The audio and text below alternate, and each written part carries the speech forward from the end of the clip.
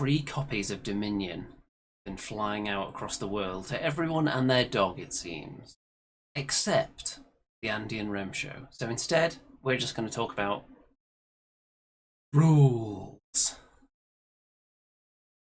How bad can it be?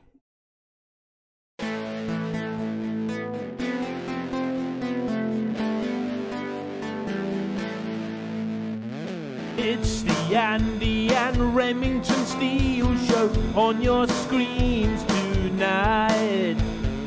It's the Andy and Remington Steel Show for your home delight.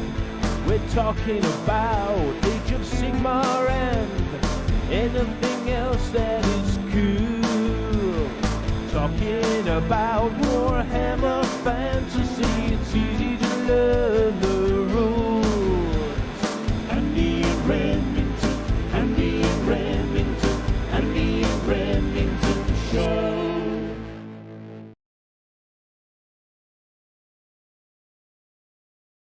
Welcome, one and all. It's time once again for the Andy and Rem Show, episode 164, Core Rules. And you're playing the R. Remington's Blinds open or closed game at home. Get your predictions in now. I feel like open has won quite a few weeks in a row, so let's see if that trend continues. Yes, it does. That open blinds. Good evening, Mr. Remington. How does it feel to be pretty much the only channel on YouTube that hasn't been given a free copy of Dominion? I don't know. Is it a compliment? Are they not very confident in it? That they'd send it to us? Maybe they're worried that we'll be brutally honest. Yeah, I don't know, Andy. They could be concerned that our probing analysis could get beneath the veneer, if you will, and crack open to the juicy goodness inside that turns out to be juicy badness. Maybe so. Now you might see, Andy, that I'm having problems with my camera, right? Again. Not a problem. But I've invested in a brand new microphone, a Audio Technica C414, which is like a really expensive studio mic. So my voice should sound amazing. And I've also got a backup camera, which should be in play now. See if the Remington backup camera have you actually told it to turn on? Yes, thanks for reminding me. There it is, nice and blurry. I don't know how to make that sharper, but it will do. The Remington backup cam. When camera 1 fails, camera 2 kicks in.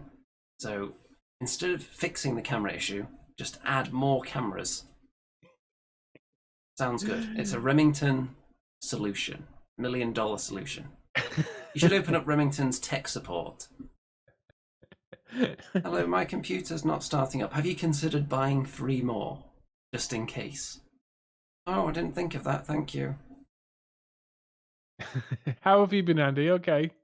Wonderful. Apart from melting in this heat. And I've chosen to sacrifice my well-being to have the glorious light shining on me as well. So I'm well illuminated on this episode, despite the sun-like temperatures. It don't suit your temperament, does it, the sun? But as you can see, this olive-skinned young god over here, the sun has blessed this ravaged body, and it definitely suits me. But what doesn't suit me is hay fever, because I've been getting it so bad, man. So what have you been doing? Have you been staying indoors painting? I haven't been doing much painting, but I have been assembling, and I'll give you a sneak preview of what I've been assembling. 2 things, actually, I'll show you. Right up to the camera, and then we'll look at them properly later on. So Remington's camera's gone off again, so we're going to have to switch to camera 3, I think. So, yeah, sneak preview, because we're going to look at these later after we discuss the AOS rules, but what could these things be? How mysterious. Oh, look at that. Oh. Very mysterious. So we're going to have a proper look at that later. William says, how long till Rem falls asleep? Well, I'll try not to fall asleep. I was almost falling asleep on the way home from Nottingham yesterday. I was so tired after work. I feel like it's switched your microphone now. Oh, bloody hell, man. How many backup No, microphones have you got? got 3 backup mics, but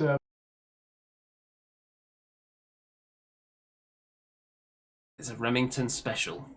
Live. so what's been happening in the world of Warhammer? And is it like people have been getting the new core rules and the new miniatures, right? The new big Yes, box the set new core Dominion. rules are out. The new box set has only been going out to those deemed worthy to get it a So week when before it goes up for pre-order, which 1 includes, week, okay. bafflingly, some channels that are definitely not as A-list and not as invested AOS as this channel have been receiving it. No, I mean you're talking channels that have been around 5 minutes, aren't you? You know, how big will those channels be? You know, after 7 years, is that all right? 6 years. That's how long we've been going. So you got these like pop-up channels that Fly-by-night basically, channels, they come along, yeah, they realise the money in it isn't that great, and then they disappear again. well, they realise just how much hard work it is, just putting out consistent, amazing content. But they'll have the nice shiny things for a bit, and the nice logo, and they won't have as good theme tune as what we've got. But they'll suddenly get 10, 20,000 subscribers, but then they just sort of disappear after 6 months. But those are the sort of channels that seem to get all the booty. I mean, having said that though, you've got Uncle Atom, who is a stalwart of the community. You've got Warhammer Weekly and all those guys, of course. Yeah, you do have channels that stick around. Yeah. We That wouldn't goes without begrudge saying. them free copies of anything. But the thing is, Andy, I mean, you're in Nottingham. I'm a stone's throw away. It's not like they have to pay for postage, really, is it? They could just get someone to drop it through your door. I mean, they can either just lend one to you for a week, and then they'll get it back, right? Where's our So, invitation for the two of us to go down there weeks before the box is released to have a sneak peek, look inside, and film our reactions to it? I don't see that invitation. I think me and you should go down ourselves and launch some kind of protest. You've got all the protest stuff in your bedroom, haven't you? We'll take that all down there, gather up a posse, and we'll stand outside the statue of Sigmar and demand some recognition. Yeah. Let's say, yeah. What do you think? I think it could be a good move. That I think we'll let this threat simmer, and we'll see if word gets back to GW that they need to be paying us some attention. I think they can at least humour us. You would think. We are legends. We were there right from day one. The Age of Sigmar launch, we were the channel that dominated the entire first page of Google results. That's it. It will come. It will come. It will come round. It's just like my band. My band, we've been around for, I don't know, nearly 20 years or so, and we've seen huge bands come and go within very short spaces. But we've stuck that middle ground of consistency, always there, more or less. Even though we ducked out for a year, didn't we? A year and a bit. But we've been there. You've been there. You've definitely been there, Andy. Look at your hair. Your hair's been there and back again. Right? So magnificent. We do have a totally unrelated question in the comments, by the way. Interested G says, "How's your Mega Gargant getting?" Well, I can exclusively show you how it's getting on. So there it is. So this is a mixture between GW parts and Mantic parts. It's right? GW, Mantic, and there's some Bad Squiddo tentacles on the end of this arm as well. Wow. New Bad Squiddo tentacles. I'm not even sure if they're available yet. But there's some smaller Bad Squiddo tentacles here that are definitely available now. Now, are those little heads coming out of the neck? Well, the top of the neck and shoulder area has been replaced by some kind of like hideous pool where tortured souls are crawling out of it trying to escape. Love that. What if you put a real giant's head on it, but it was sort of tilted back, like its throat was slit, and then all those guys were coming out of that, like... Something like that would be cool. I don't know if it'll work on this one. Oh, like in Highlander, where the Kurgan, at the end, where he sort of cuts the Kurgan's That head would off, and look it's pretty so. cool. This one, Which, what I'm going to do next, I've got all the main bits on. He's got his one hand that's kind of feeding these humans into the big mouth in his belly. yeah, And then this arm's obviously tentacles. What I need now is to just cover up bits and add extra random bits of detail to it. Maybe a couple more faces on there. Something on the back, probably. So we'll see what I come up with. But it's coming along very nicely, the answer to your question. So that's being worked on in addition to those other things that I gave you a sneak preview of earlier. Now, shall we dive into these core rules before we look at anything else? Because, as you know, we know all the rules on this channel, especially Mr. Remington is considered a rules aficionado, connoisseur. Shall we have a look? The rules. This book explains how to play games of Warhammer Age of Sigmar. With your collection of Citadel miniatures, hint, don't use other companies' miniatures, they're telling you in the first sentence. Let's have a look at some of the rules, because I've been following some people on Twitter who've been discussing these rules actually, as my show research, and I know you had a cursory glance through the rules for the show as well. So I did. this is one thing that's been getting a little bit of attention, the player's code. Cardinal rules. So, we go through these, and let's discuss whether we see these in practice. Be polite and respectful. Sounds reasonable. Always tell the truth and never cheat. I don't think you really need to specify that in the rulebook. Arrive on time with all the things you need to play the game. Now that's not really the Remington style, is it? I like to be fashionably late, at least. And make probably sort of an forget entrance. probably forget your dice as well, something like that. Oh, come on. Sometimes we all forget something, and in the spirit of goodwill, we should share. Not in If these we have to. COVID times, we shouldn't. I mean, things like dice, things like rulers. Come on, we should share. I do always carry an emergency floppy tape measure in my bag for people that have forgotten theirs. I remember one game we played, Andy. I think it was a 2v2, and very nice people we played against. I think they were fans of the show, and it was the first time I'd sort of used the army I was playing, and the guy on the other team, he was playing with Sylvaneth, and they just had these sort of teleporting Kurnoth hunters, and they were like impossible to kill. It was like really annoying. Anyway, so I think I sort of questioned something about whether my model could do something, and he says, "Oh, you should know, shouldn't you? Isn't it your armor? You should know." And I felt slightly bad, It was like, well, dude, this is the first time I've played these guys. I mean, you've been playing for years. Come on, cut me some slack. But that was a friendly game, so I can only imagine what a competitive game must be like, Andy. Like, you're going to get some people that are like, well, I'm not going to tell you. You should know your army. Well, the only Warhammer tournament I went to, which was years ago now, Warhammer Fantasy Tournament, it was when the Dwarves had the new army book. So the organ gun, which used to be notoriously slightly unreliable, shall we say, and then it suddenly got a rule where both dice would have to be misfires in order for it to blow up, have any chance of blowing up. So it became suddenly way more reliable in one go. And I was at a tournament with my organ guns and got a misfire, and it was one misfire, I think. And then my opponent was like rubbing his hands together thinking, yeah, it's going to blow up now. I said, no, actually, no, that's fine. I'll get to re-roll that one as well. So, oh no, nothing's blown up. And my opponent questioned my knowledge of the rules, so I had to actually show him in the book where it said it. Can you believe it? Someone would question my rules knowledge at the table. I think he did have a friend in it. He did have a friend in his ear at the time, though, telling him that it was wrong. I don't know if my opponent was to blame for that. Probably. I mean, kings and rulers have fallen over the years through the whisperings in the ears of their closest advisors. Certainly have. Doesn't surprise me. So, I'm going to read out these rules one by one. You tell me if it's something that's always been observed in your presence, in your gaming history. So, make a respectful gesture to your opponent before and after the game, such as offering a handshake, wishing them good luck, etc. Yeah. I mean, this is like playing with people you don't know, right? Yes.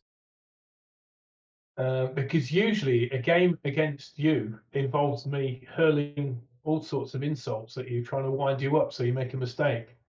I don't know about But offering a handshake being in there in these times we're in. I don't suppose you can do that with people you don't know, or maybe it's not allowed. They But should have I put always, offering a sanitized handshake or something like that, shouldn't they? well, I don't know. I think in a sort of a friendly competitive manner, you should wind up the opponent, just like in rugby. The Maoris, the New Zealand team, does the hacker dance. You think about that, Andy? What I think is that your camera's frozen again. Is my camera? Oh bloody hell! Can you hear me? Can you hear my voice? We can hear you because it's just switched you to a different microphone. So Uh, your sound quality is varying wildly from minute to minute on the show. So we're keeping the audience on their toes here. That's really annoying because I was saying some very interesting things. We did Can you hear hear it me all, I now? think. Next one. Avoid using language your opponent might find offensive. I think that's pretty reasonable. You're not going to be like standing at That's the fair table enough. like shouting out racial slurs at your opponent or anything like that, are you? No, I was just saying. I think it would be nice if you could hurl friendly insults, just like the New Zealand team in rugby. Do the Maori hacker dance to strike fear into the opponents, and maybe just sway their sense of certainty just enough to get that edge. What do you think? I think there could be something in that. In this day of no handshakes being allowed, you've got to have some kind of alternative for a pre-game ritual, so you could be on something. Ask your opponent's permission if you wish to use unpainted models or substitute models. Yeah, fair enough. Fair enough. I suppose it can get quite confusing, isn't it? If someone's got a greater demon of Nurgle, but it looks like a tree or a bit of scenery, you know. Yes, at a tournament, I think that's entirely down to the tournament organizer, though. Shouldn't be just the opponent. But Tournament organizer says it's okay, then it should be fine if the Great Unclean One is actually a tree. That's how my far that's do my you, view on it. how far do you go with that, Andy? So say you've got, let's say, a witch hunter, and the witch hunter's model has a fencer's blade and pistols, but you say the witch hunter has a double-handed sword, which will give a bonus wounds. I wouldn't particularly mind that, but what I tend to do when I'm using proxy models, so they don't look like what they are, or they don't look like they're armed with what they actually are on the army list, then I'll regularly point out what they really have, like while moving them, describe what they are each time, Fair enough. just to make things extra clear. What if you say the unit has shields when it doesn't? When the models don't have shields, what That's do a you bit say of a then? trickier one there, I think. I think shields is one where you do really want that to be represented. Yeah. If you have a mixture of models, some of them have shields and some of them don't, then you can pick which one you want on a game by game or event by event basis. I don't see anything wrong with that. Okay, what if you're more of a modeler than a gamer, and you've bought a unit of demigryph knights, and what there's three models in the unit. One of them has sword and shield. One of them has a lance, and one of them has like a sort of a halberd. Then I don't see a particular problem with that, as long as that would be one where you regularly remind your opponent how they're actually armed. So you'll say, look, these have all got lances.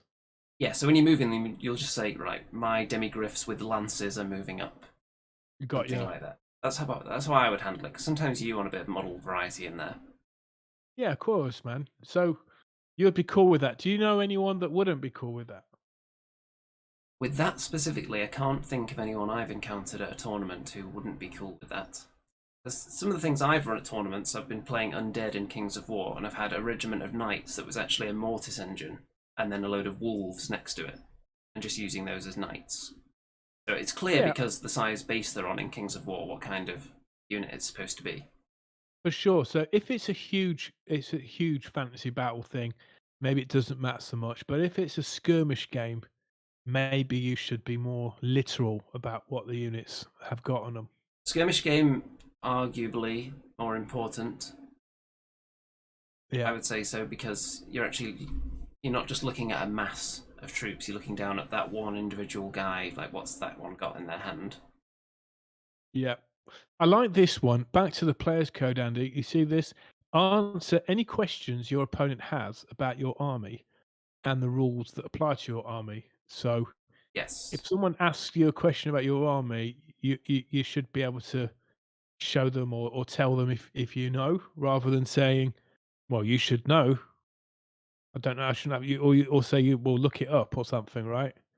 Just for speed's sake. Brad says you have to ask if you can use unpainted models. I think that's reasonable, but I can also understand how it makes the hobby, the gaming side of the hobby, less accessible to certain people.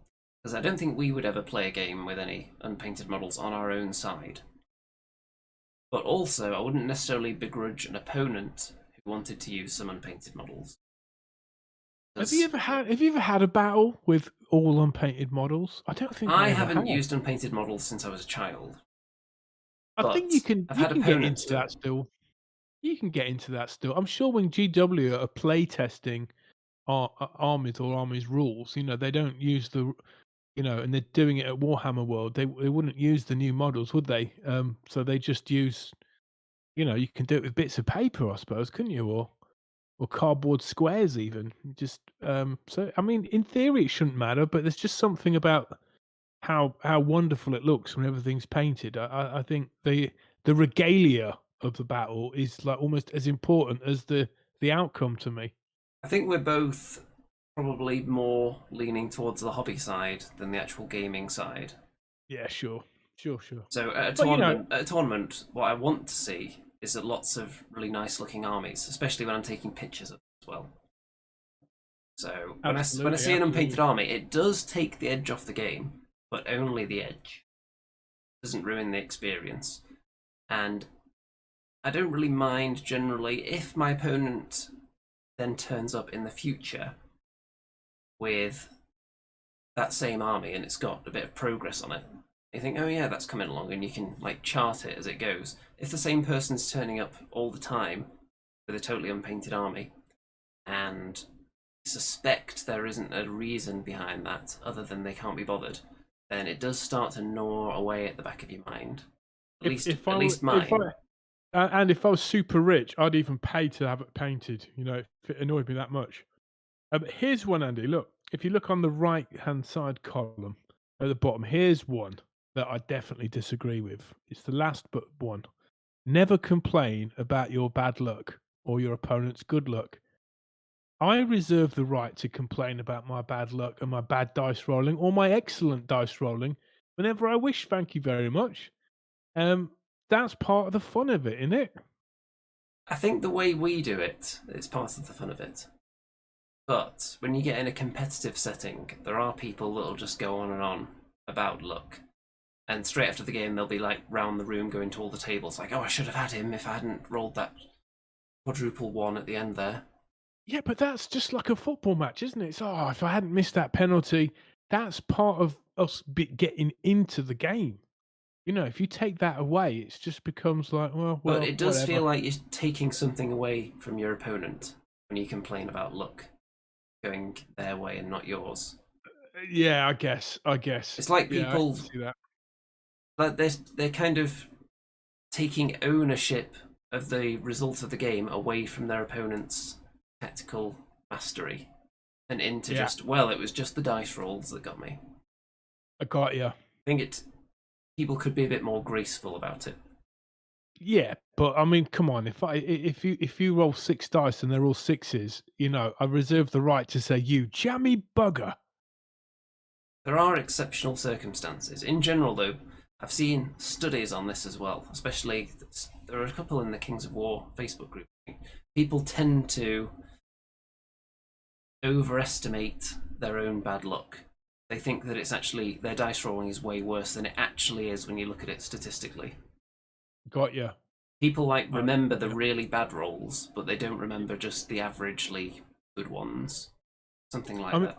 I do get overexcited when I'm playing games. I definitely do, and sometimes I think I can be a bit too much about the dice things. And let's say you had to roll a dice, and you had to let's say you had to make a saving throw, and it would decide the outcome of a game, all right? And you fail the saving throw, and I like scream in delight that you've lost and I've won. I would do that because I'd just get so into it, but I'd probably feel a bit bad because I've overreacted, and it's just like, well, you know, it's just a dice roll, wasn't it? It's like, I think if you were playing in a tournament, you'd see a wider variety of opponent behaviours. There are certain things you don't really see in friendly games. For example, when making a roll, usually it's just if the dice lands flat, that's it, it's fine. If the dice is clearly slanted to any major degree, but then where do you draw the line? And when it's on a crucial dice roll, sometimes people start picking away at it a bit, thinking actually that dice is slightly crooked there, you're going to have to re-roll that one. What people will often do is they'll put it onto the opponent and say, do you want me to re-roll that? If it's slightly crooked. sure. Knowing Sure. that more often than not the opponent will say, nah, it's fine.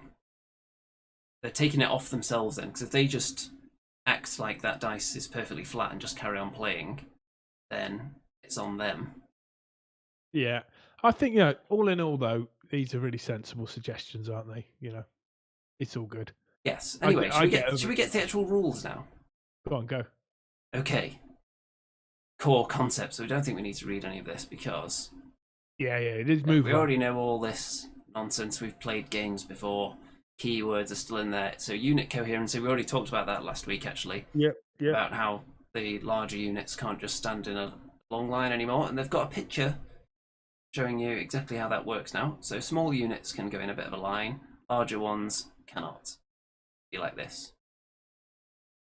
Oh, Then okay. Well, that looks neat, doesn't it? measuring distances. But they're So not base to base, are they, Andy? Do you see those models? They weren't base to base, were they?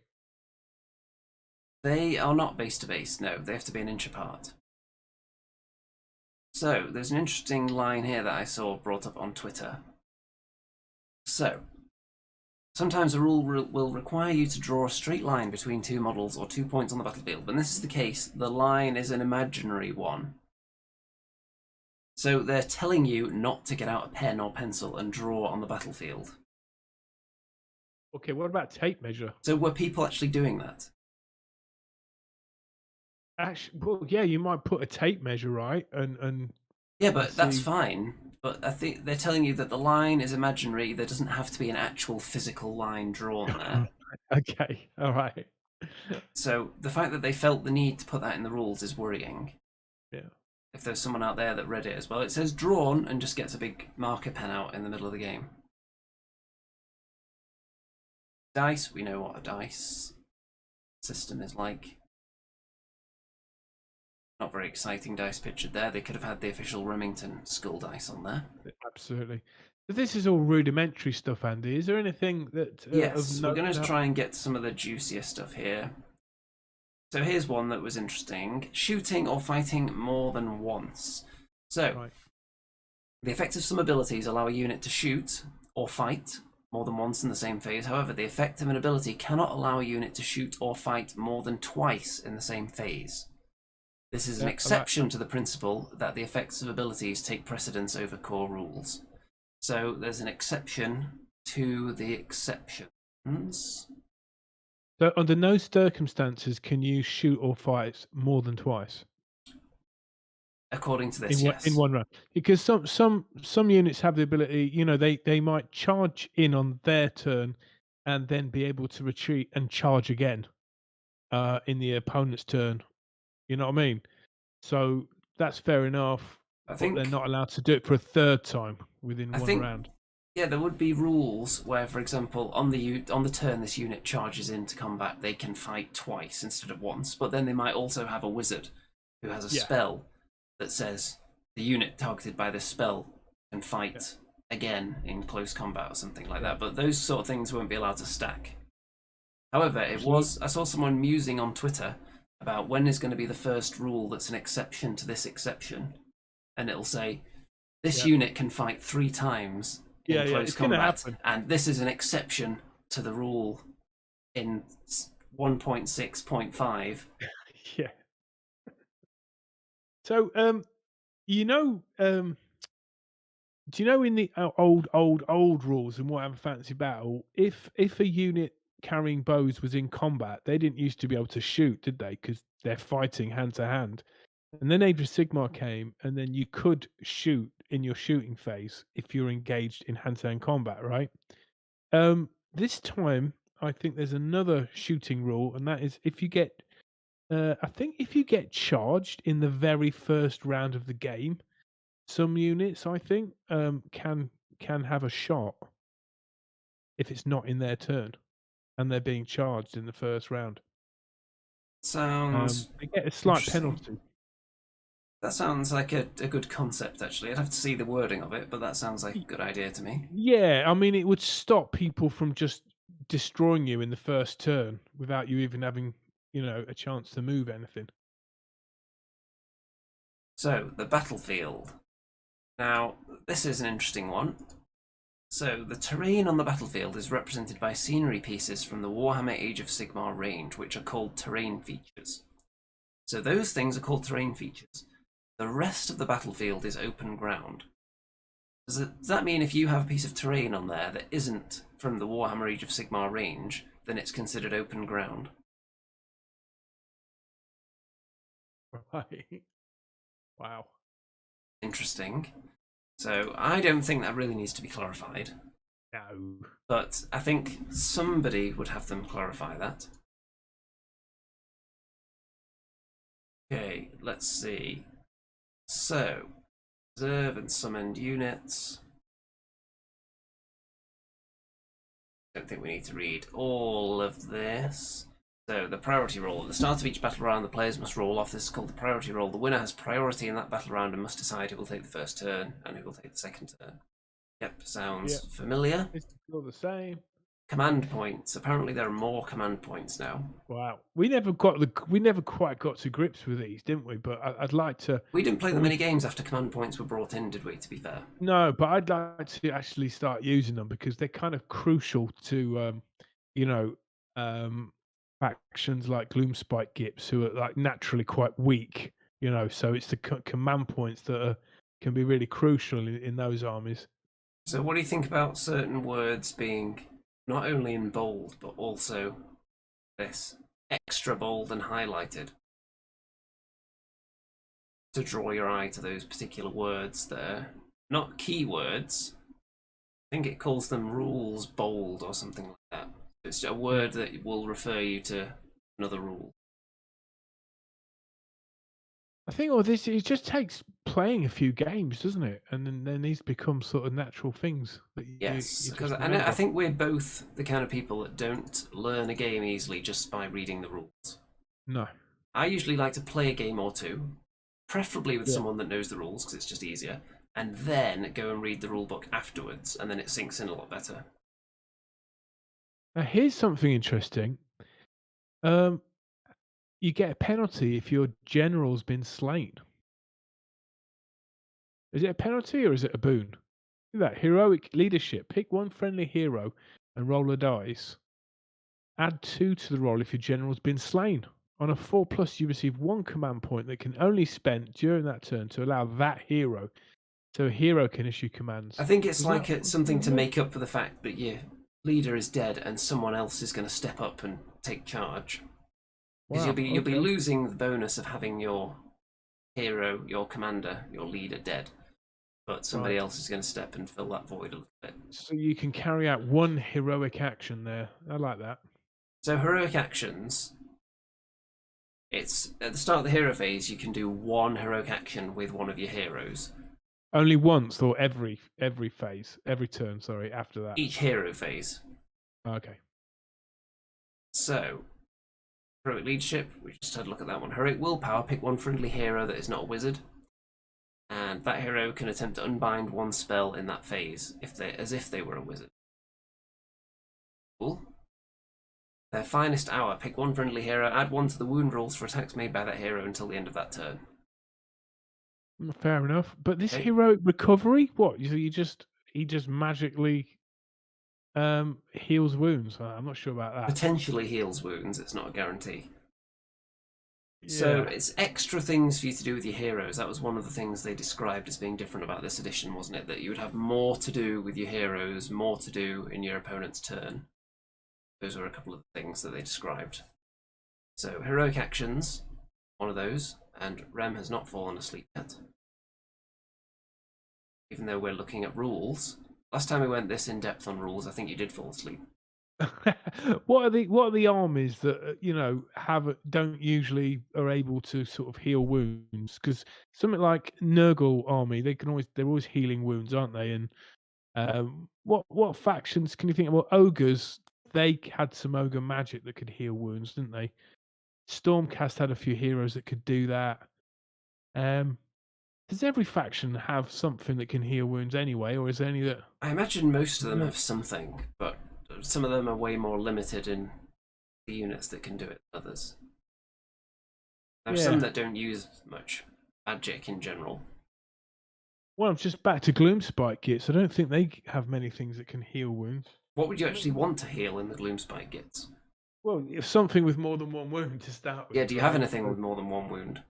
Well, yeah, trolls. Trolls can regenerate, can't they? I suppose so. Squigs, maybe. I think units which or monsters that diminish in their abilities as they're getting wounded. So you might want to heal those ones, right? But they're not always heroes, are they? So there you are.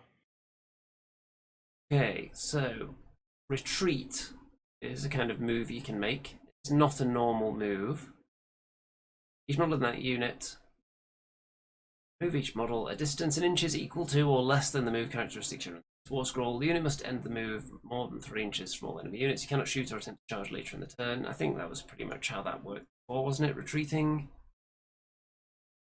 Let's see if we can find something new and spicy in here. There's more pages than there used to be in the core rules, it has to be said.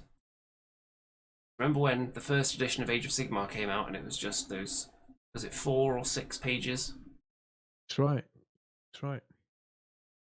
There wasn't a lot of meat on those bones. It's definitely much juicier now. So, unit coherency, yep, we already know about all that malarkey. Rules for moving across terrain. That shooting phase. A unit that is within 3 inches of any enemy units can only target enemy units that are within 3 inches of it. So that's what it turned into partway through Age of Sigmar, isn't it? Because when it started, you could just shoot willy-nilly whether you were in combat or not, and then they changed that. That was ridiculous. What do you think this is more sensible now? I prefer this way. So if you're going to shoot, it has to be a unit that's actually next to you. Yes, it's probably going to be the unit you're in combat with. Yeah, if someone's trying to hit you with a stick, you're more likely to shoot them than someone standing guards behind them. But wouldn't this give the advantage to a unit that has missile weapons that would be traditionally kind of weak in combat, but it would effectively give them two attack turns, wouldn't it? One for hand-to-hand combat and one for shooting. So wouldn't that give an unfair advantage to them? So a unit of knights charges some night goblin shooters. Now the unit of knights, maybe they go first. No, they won't go first necessarily if it's the goblins' phase. The goblins' phase, they fire their bows, and then they get to attack them as well. Don't know about that. What do you think? Well, that's probably reflected in the point values of those units, though. Right. Probably wouldn't do much damage anyway, I suppose. More attacking you can do. You're probably paying more for them. Charge phase command ability. Brad says you are paying the points for those missile weapons. Yes. Charge phase command abilities. Forward to victory. You can use this command ability after you make a charge roll for a friendly unit. That unit must receive the command. You can re-roll the charge roll for that unit. So, command ability, charging. combat phase. Anything juicy? So you can pass. If you pass, you do nothing, and the option to fight or pass goes back to your opponent. If both players pass in succession, the combat phase ends, unless there are any units with strike last effects. Weird. Why would you pass up the opportunity to fight if you're in combat with them? Interesting. I can think of situations where you want enemy units to be alive rather than dead. Got ya. For example, if they're blocking something, or if they have a special rule that says whenever they die, anyone touching them takes mortal wounds, and your hero's only got 1 wound left or something. Yeah, I can see it if you've got a big a unit of ogre iron guts about to come in and destroy a unit of mine that's engaged in some fight with a really weak opponent that I'm definitely going to beat, I might want to pass and stay engaged with the weak unit. So If they're blocking the path in. Yeah. Does that make sense? Does. Okay. I think. Because Yeah, I'll defeat those little goblins I'm fighting, but that would then free up space for you to come in and maul me. Yeah, whatever game system someone has played, I can always remember a time when at least one person has said, am I allowed to just not fight this turn? Right. Because there's always some benefit. It's going to come up somewhere that you don't want an opponent's unit to die at that moment. Would you still get a saving throw if your opponent decided to fight in their round?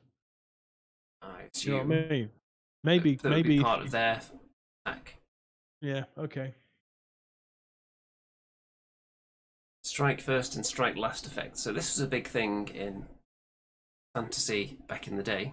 Always strike first, always strike last. Yeah, what's it called? Initiative. So that got completely wiped off, didn't it? Because you choose which units to fight in whatever sequence you want if it's your turn. Yes, so strike first and strike last are abilities that pop up now. So, one thing that this shows me, one thing that was notable about original Age of Sigmar, is that the core rules didn't have any of this stuff. If a unit had an ability that said something always going to strike first, it would just be a rule with a unique name on their war scroll. And it would say, this unit must always strike first in close combat, something like that, and it would be called like Swift Death. Mm-hmm. Whereas now, they've got these actual effects that come into play. So if someone just has a rule so that effect is always on them, it would be a bit more concise to just say this unit has the strike first effect on it at all times. But then it can also be applied to them, you would imagine. So a spell would say any unit targeted with this spell has the strike last effect. And they're describing what it is in here rather than having to tell you what that effect is on the war scroll. Yeah. So it's a bit of a shift away there. They're describing more things in the core rules than they did before. Yep. Attacking, picking targets. I'm going to assume not much has changed with all this. If it has, I'm sure we'll find out about it on someone else's analysis when we actually play a game. Hit roll, wound roll, save roll, same as it's always been. Yep. Save rolls do not always succeed on an unmodified roll of 6, and they can be modified by more than -1. Okay. Wounds, allocating wounds, slain models, mortal wounds, probably all the same. Battle shock phase.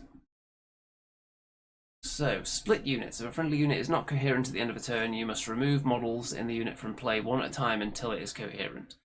So, yeah, so if you end up splitting your units by removing casualties, if you've poorly chosen the position of the most important models in the unit, and you want to keep them alive, then if you take out all the ones from the centre, then you're going to have to take the end ones off as well. Yeah, that could be a real rude awakening for a new player, couldn't it? Fighting an experienced player, and You know, the experienced player tells you, "Oh well, you know, that unit's not coherent, so you're gonna have to remove some of those now." So that means you'll want to keep the important models in the unit closer together. Or So in the middle, right? In the middle, rather than on all the edges. together in the middle then, so that as the numbers dwindle down, you can keep those in coherency with each other and not have to remove the important weapons, for instance. Right. Got you. See, we're digging into this. I don't know if we're going to be able to get through all these rules tonight. I'll have to do a part B of this as well, because we've got some other stuff to look at tonight as well. Terrain. If a model is wholly on a terrain feature, the whole model, or a model is wholly on a terrain feature if its base is touching the terrain feature and no part of its base extends beyond the edge of the terrain feature. Yeah, so that would be for things like woods, where you can actually go into them, and then for other pieces of terrain, it tends to be touching that gives you the rule, doesn't it? Because obviously you can't have your base wholly within a tower that you can't actually step on. I mean, all I want to know is if you've got a model hiding behind a cottage, I can't shoot him if I can't see him, right? I would assume not. Yeah, then that's all good. Cover. Target unit is in cover if all of the models in the unit are wholly on a terrain feature or behind a terrain feature. Add 1 to save rolls for attacks that target a unit that is in cover. Unit that has a wound characteristic of 10 or more and that has made a charge move in the same turn does not receive the benefit of being in cover. Yeah, if you charge or you've got 10 wounds or more, cover. So big stuff can't just hide behind a hedge. Got you. Sense? Yep. So I think we can wrap up our look through the core rules, and we can continue with that next week with more on the terrain section. Otherwise, we will be here all night and won't get to look at anything else. So what else is there? Is there some more juicy bits? There certainly is.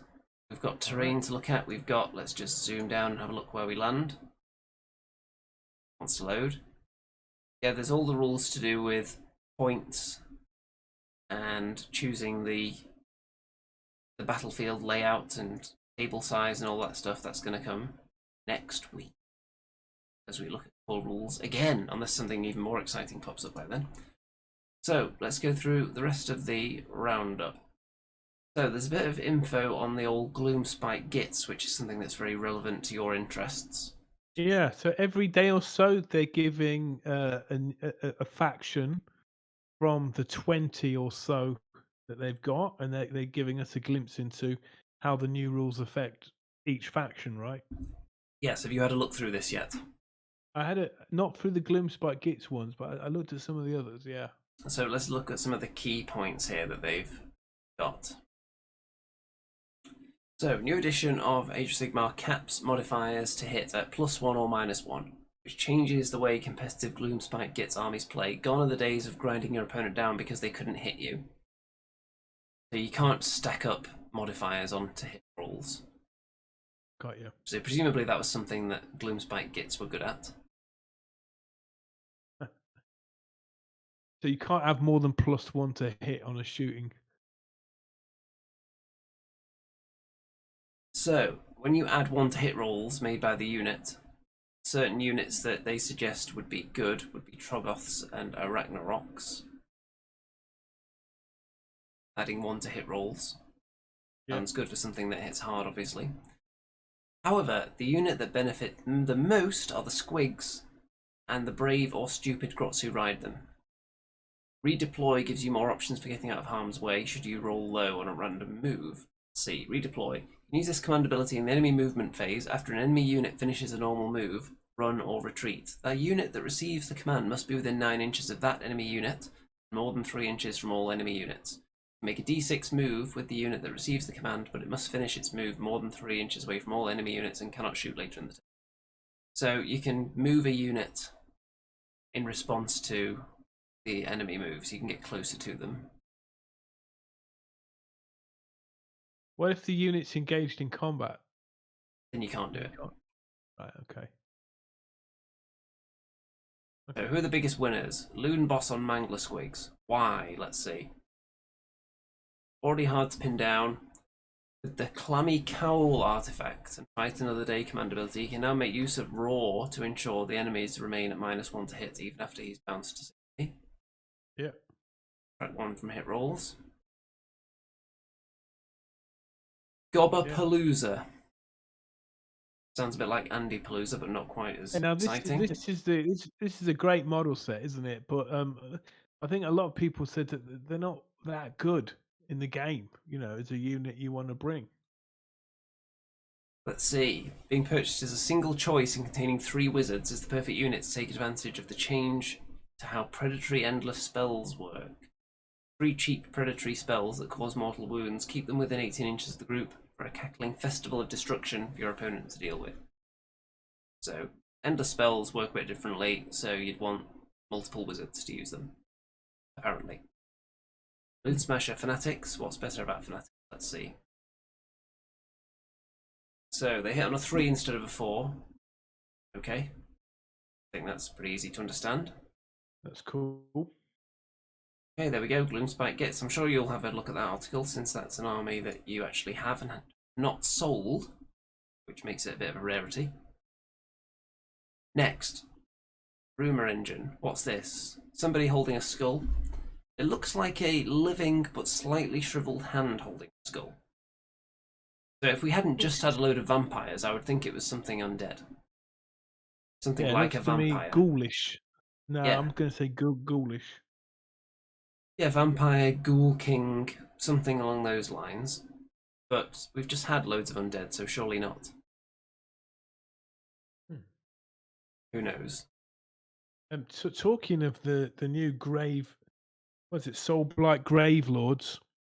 I went into my local model shop the other day, and of course they'd sold out of the new Blood Knights. I don't think you can find them anywhere at the moment.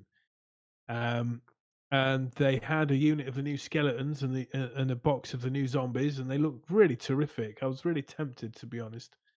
Such fabulous models. They also had all the new Soulblight Gravelord character figures. But in my head, I was just sort of adding it up how much it would cost to buy all the new models. Like, it's pretty expensive, you know. I think the units are fair enough, but all the new character models, like the Vampiress on the Wolf. In fact, that one was sold out. Couldn't find that anywhere. But the Rat Prince and the Vampire Lady, really terrific models. It would be quite an expensive yeah. collection you were making there if you wanted to get all that new stuff. Yeah, and also the big dog from Cursed City in his vampire form. Couldn't find him anywhere either. But if you were to buy all those individually, it costs you a fair whack, man. Sure. But having said that, the new units, they do look really, really terrific. Seems like they've done really well. A lot of interest in the new, I'll call them vampire counts. Well, hopefully, if they get a lot of attention, then that'll lead to more focus being put on more traditional looking fantasy races. Yeah, because we're already seeing that a little bit with the new orcs as well. Yeah, I couldn't see any of the Ardeneth Deepkin, the Diachasm models that have come out. They seem to be real popular. You know, the one with the fish. With the crab, that's the one that's With been the driving crab. sales, I think. The crab. Absolutely. Yeah, they sold out of those. Makes you wonder. Maybe they should bring out a unit of crabs. They definitely should. They would sell like crab cakes. Have you ever had crabs, Andy? No. How about you? Not to my knowledge. Very well. So, Brad says that the Rumour Engine is an Age of Sigmar bowler, or for a bowling league game. So yeah, he is gripping that skull like a bowling ball. Well, yeah. Well, maybe I was going to say maybe it's a Blood Bowl. Can you think of any times a skull has been used for a bowling ball? No. Did you ever watch Storyteller? What? I'm a storyteller. and my story must be told. No, it was a puppet, like mythical tales being told by an old man with his dog. No. Oh, well, one of the stories, there was. I'm not going to spoil it because I want everyone to go out there and watch it because it's very entertaining. But there's one episode that features a skull being used to play Skittles with. The puppets are very good. So, what's this? Welcome to Frogtown. Hell Comes to Frogtown, the hit movie in miniature form. What? On my bookcase. Dun dun dun. With a chainsaw, a frog warrior. That's right, because those of us that are fans of the film Hell Comes to Frogtown have long yearned for miniatures from that particular intellectual property. And if we look at Big Mr. Tong, then apparently he is creating them. And we're on his little page here. You can see there's a frog knight there. I don't know if the actual Hell Comes to Frogtown inspired miniatures. Oh yeah, they are. Here they go. Let's have a look. Hell Comes to Frogtown. So that's the sign that goes with them. See if this will load up nicely. Don't want people getting free advertising on this show. So the miniatures there as well. They come in 10mm, isn't it? 20mm and 28mm. Two sizes you can get them in. But they are. It's a downloadable 3D printing kind of thing. So you can actually make them any size you want, I believe. But those are two sizes that work. 20mm, I think, is for games such as Gaslands, apparently. I don't really know much about that, but it's cars and you can have frogs on them. And the 28mm obviously can be used for any kind of sci-fi game. So if we look at mine here, I'm not sure what I'm going to use them for, but I'm going to paint them as a bit of a coherent squad. And whatever game comes along, sci-fi realm, I can now play out the baddies in Hell Comes to Frogtown. All I need is there's a couple of extra characters, I think, to go with these. So, Big Mr. Tong, if you would like to create General Toady from the film. I don't think you've got one of him. Or maybe some of the heroes from the film as well. For anyone who's never seen Hell Comes to Frogtown, but has seen the most recent Mad Max, then apparently the new Mad Max was pretty much based on Hell Comes to Frogtown, but without the frogs. And they changed the plot a little bit. Now, who made these miniatures, Andy? Big Mr. Tong. Who's Big Mr. Tong? I don't know. Okay. But he exists. And he's got lots of 3D printable miniatures. Oh man, cool.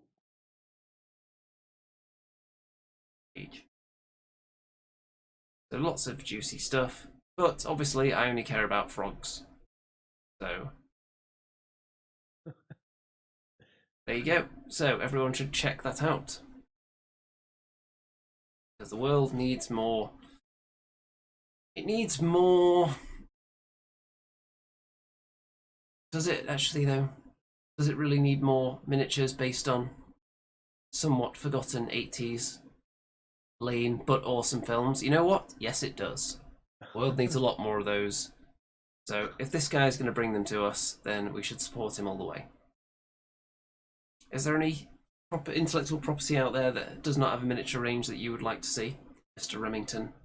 Ooh, that's a good question. The first thing that came to mind was Battlestar Galactica, but like the original ones from the 70s. What about now? Ooh, I don't know, man. I mean, ooh, I don't know. I'd have to think about that, Andy. Well, that can be one to put to you next week when you've had a good long think about it. Well, one that springs to mind. It's a bit political, right? But you could have like Donald Trump. Oh You could God, have some sort of political war game, couldn't you? I have actually seen miniatures of him where they've made him look like grotesque and nurgly. Who would you have? You could have Dr. Fauci, couldn't you? You could have Donald Trump. You could have old man Biden, and you could have Boris Johnson. I mean, there's, we live in such populist It's political not the times. most So they're crying out exciting for miniature miniatures. range you've just described there, though, is it? That's pretty good. I think we could do like a war band of like. Not the most inspirational selection of characters you've named You there. could you get Vladimir Putin. That'd be really good, wouldn't it? It'd become some sort of global geopolitic like board game. $1 million idea right there. Waiting for this to load up, but I just thought I'd click on this because it's a strawberry man or a strawberrian with a spear. Let's see if we can get the picture to load up. Look at that. It's a strawberry. And I think a lot of these are free as well to download, these 3D files. So anyone with a printer, why aren't you creating your own strawberrian knight with spear warband? Do you have a good answer to that question? Didn't think so. Next, okay, Troll Soup Miniatures. This company came to my attention because dun dun dun, I was sent some trolls. Ooh. Yes, that's a way to get attention on this channel. Send me stuff.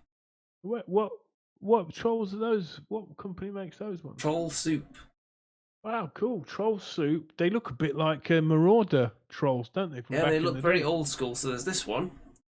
I've got the 3 from the top row there. I've got all of those, and I can reveal now that there are some more in this box for Remington. No way. But I'm not going to tell you which ones they are. You're going to have to wait and see. No way. And also for you, Troll Soup Miniatures, the sticker. I love it. I'm going to put that on my guitar case. So let's have a look at some Love of it. them. So these are the ones I liked the best because they're very like classic troll looking. Definitely. So those are the ones I wanted. Then the rest of them, there's the more hairy looking trolls here. Then there's like are these like Cyclops trolls. They look a bit like Ent trolls, don't they? Those ones. These ones, interesting. Then we've got the lady trolls, troll wife as they're called here. Nice. She's banging on a saucepan there. Festive troll with a big Christmas sack. Little trolls, like kiddie trolls. Alternative heads. And there's some other stuff that isn't troll related. For anyone who's into things that aren't trolls. Right. Obviously, we're here for the trolls mainly. I like the first 3 best, I think. Yes, those were definitely my favourites, which is why I've got them. And I've assembled that one, I've started assembling the others. But you do get alternate heads with them as well, so I've been deciding which ones to use. Now, how big are they, Andy? Are they as big as Marauder miniature ones from back in the day? I would say so. What have I got that I could compare them to? Let's see. Oh, I could actually compare them to one of the recent troll miniatures because I've got it on a trophy. So. Oh, nice. There you go. So you can tell a little bit smaller than the new trolls, but the new trolls are bigger than the old Marauder trolls, aren't they? Yeah. So Well, that's cool. I mean, definitely.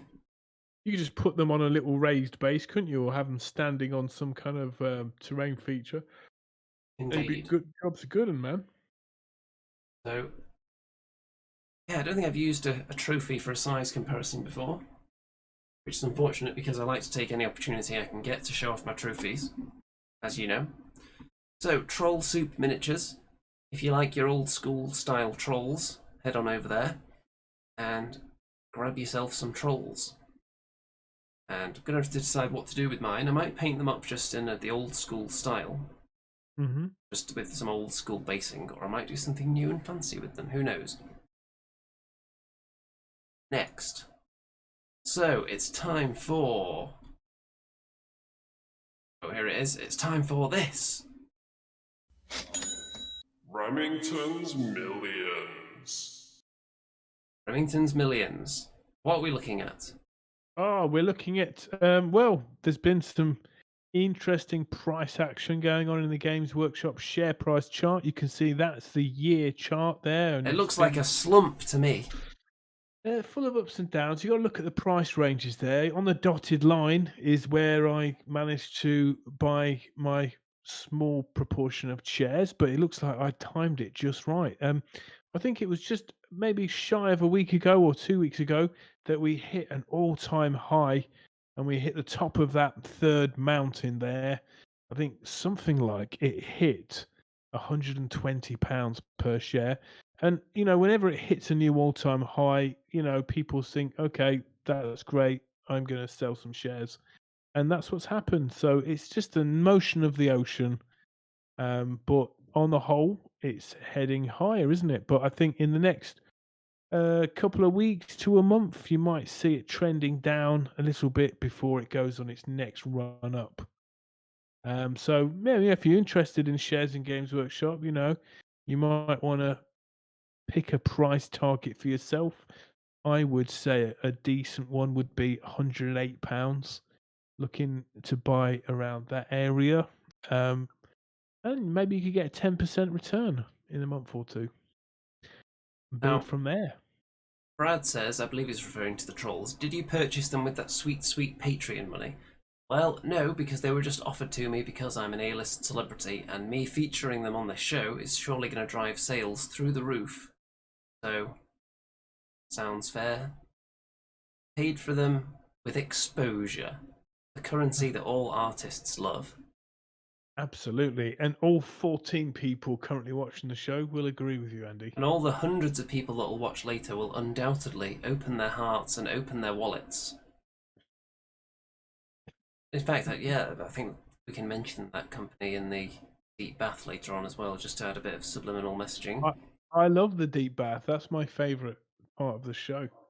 But I only have something like 15 minutes left before I have to take the dog home. Well, that's why we're unfortunately not going to have time for the Forest of Rem to continue this week, but we are going to be back with that next week. We have got some more things to look at. No one solved this week's What the Hell Is That yet, because it was too difficult. I called it the William Slayer because I made it so devilishly punishing, and I think one person has nailed 2 of the correct answers so far out of the 4 miniatures that were on there. So this week's What the Hell Is That has not yet been done. If anyone can get 3, then I might just let them have it for that, because that's pretty damn close. And one of them is, I think it's impossible to guess, because it's a very small piece of a miniature, and it could be anything. So if someone can get 3, I'll give them the win. Right. Okay, more things to look at. So on the subject of trolls, these are miniatures that were submitted to the Andy and Rome Show Discord server for our approval, and this is from Colour Out of Space. Yeah, there is a classic Marauder troll there on the Classic left. old school basing to go with it as well. Yep. And clearly a Minotaur. Quite a comical looking old school Minotaur. Flexing Minotaur, isn't it? I'm sure you've owned a few Minotaurs in your time. Which were your favourites? The Skibor, Cybor miniatures, Minotaurs. I think they're absolutely exquisite. Polish company, SCIBOR, Cyber miniatures. Cyber miniatures. They're flipping heck. Those their Minotaurs were outstanding. Not a fan of the sort of latest Games Workshop ones myself. They look over muscular. I liked the late 90s GW Minotaurs. I don't know if they were new at that time, but they were the current ones then. They were metal, and it was when the Doom Bull had like the 2 different weapons, one in each hand, and its big like mouth. Do you remember that one? They had really big heads, didn't they? I think in the 80s there was a few Minotaurs that I really liked. There was one in particular, I think it was a Minotaur Lord, it was called. It had a lot smaller than the later Minotaurs, but it had a club in its hand, and it looked pretty cool, man. I had that miniature, but it wasn't anywhere near as big as the Cyborg miniatures ones or the new Games Workshop ones. But yeah, I see your point there. Yeah, very thematic, weren't they? But the new ones, they're just blah. Classic. Having said that though, the new Beastman box set you can get that's got a Gorgon and 6 monitors and a Beastman Shaman seems pretty good value to me. Sounds good. And the Gorgon is still a really nice model, isn't it? Yeah. This troll, of course, classic troll paint scheme, which is what I'm pondering with my troll soup trolls there. Okay, next, this is also from Colour Out of Space, and I might need you to help me identify this one, because this is something that doesn't look too familiar to me. It's got maybe a hint of familiarity about it. Do you recognise it? No. No, is it like some sort of Chaos Priest? I would assume something along those lines. If anyone in the chat knows what this is, someone probably does. Let us know immediately. But it's very colourful. Yeah, it's a cool paint job. I like it. Very old school. That's the kind of thing that you would see in an old White Dwarf magazine, isn't it? Yeah, what, mid-90s?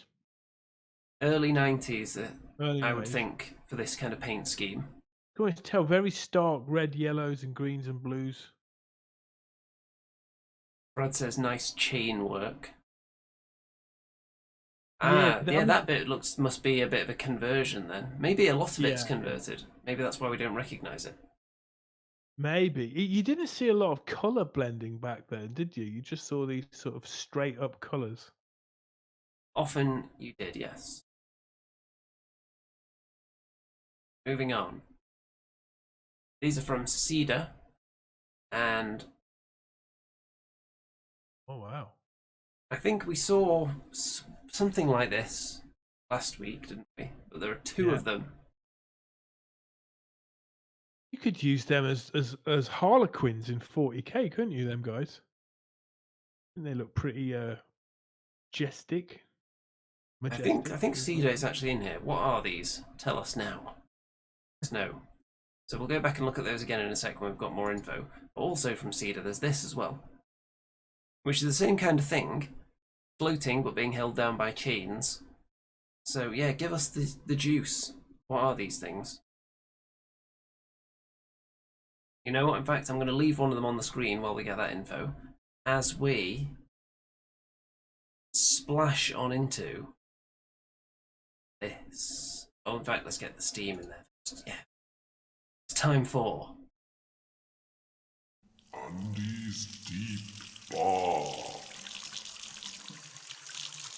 relax. Sit back in your chairs, close your eyes, empty your mind. That'll be a quicker task for some than others. Empty your thoughts. Think only of sweet, sweet relaxation and bubbling liquid. Steam.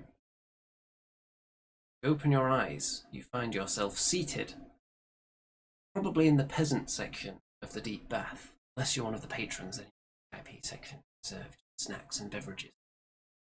As you look with envious eyes over at the VIP section, you see the following people seated there, enjoying the luxury 5-star service from the deep bath staff. You see Cedar, Ushi, Kim, John, Graham, Simon, Nippleless, Eric, Brad, Barbara, and Guy, all of them seated around the edge of the deep bath. Deep, deep relaxation bath, enjoying the bubbles. But what's this? As you enter a deep state of relaxation, despite maybe not being in the VIP section, you're not getting quite the full experience, bubbles start to emerge from the water. It's the Twitter symbol. Feel the urge. Follow Andy2D6 on Twitter and Instagram for that matter. Discord logo. You want to join the Andy and Rem Show Discord server? You want to join the Andy and Rem Show Facebook group? You want to support the channel on Patreon? Well, if you insist, if you really want to open your wallet, thrust your life savings towards us to support this show, then yes, begrudgingly I will accept your donations. for entry to the VIP section. Free. And something else, something gnawing at the back of your mind, with the money that you have left over after pledging to this channel. Want to buy trolls from Troll Soup miniatures? Want to buy 3D prints of Hell Comes to Frogtown miniatures from Big Mr. Tong? And if you've got some money left over, maybe you also want to buy something from Bad Squiddo while you're at it and use the code found in the video description to get free chicken? Yes, all these thoughts are swimming around in your head, combining with the steam. It's quite intoxicating. Surely you must act on these financial urges that have overcome you. But, just like that, snap out of it. It's time to get out of the bath.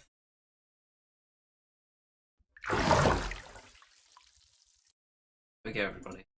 We're all nice and relaxed, feeling more financially pliable. Oh yeah, I feel like buying some trolls all of a sudden. Where did I get that idea from? I don't know, but maybe you should personally hold off and see which ones you've got coming to you for free first. Amazing! I can't wait. I can't wait to celebrate, man.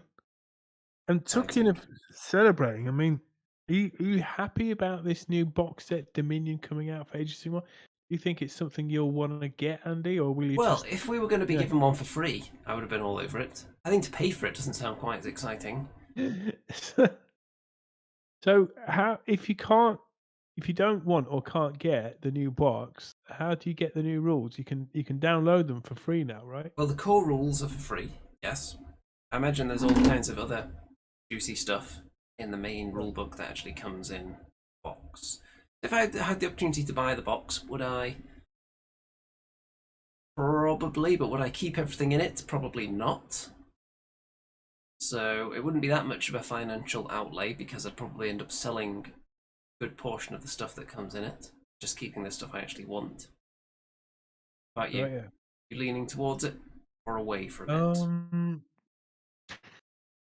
I'd say it's away from it, just because I've got so many models to paint right now, and I'm not been in a painting stride at the minute with the sunshine and weather and work and stuff. So I wouldn't want it to be gathering dust just yet, but it might come. That is fair, but it is going to be limited only, the special box, special Dominion box. So if you leave it too long, you'll be disappointed. Cedar has confirmed that these miniatures are Blackstone Fortress Rogue Psychers with head swaps. Wow. Cool. Apparently thinking they would make good battle mages. Amazing. Sounds very reasonable to me. They don't look too future-y, do they? Well, Andy, I have to dash because my dog is barking, and I have to. Well, it is time for the show to end, luckily. So let's get the old episode thumbnail up so people can enjoy my stunning Photoshop work. And next week we'll conclude our look at the core rules. Forest of Rem will most likely return as well. And Mr. Remington, would you like to say farewell to the audience before we depart? Farewell to the audience. Bye bye. And I will say, because all that remains to be said at this point is good night out there. Whatever you.